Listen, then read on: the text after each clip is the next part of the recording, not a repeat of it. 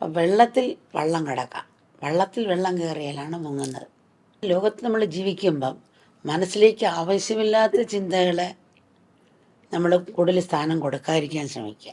ചിന്തകൾ വരും, അതിനെ വേരുറയ്ക്കാൻ അനുവദിക്കരുത്.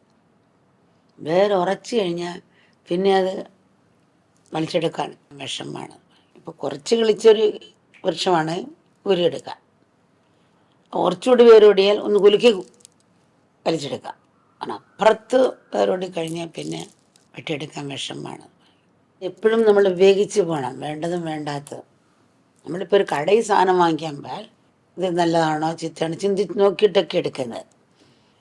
ഈ കള്ളം തന്നെ മേടിക്കാൻ അല്ലെങ്കിൽ കൊട്ടി കൊട്ടി കൊട്ടി കൊട്ടി നോക്കും. നല്ല സൗണ്ട് കേൾക്കുമ്പോൾ അറിയാൻ പൊട്ടലുള്ള സ്ഥലമാണ്, ഒട്ടേണ്ട സ്ഥലമാണ്. പക്ഷേ ഈ ചിന്തയുടെ കാര്യം നമ്മൾ നോക്കാറില്ല.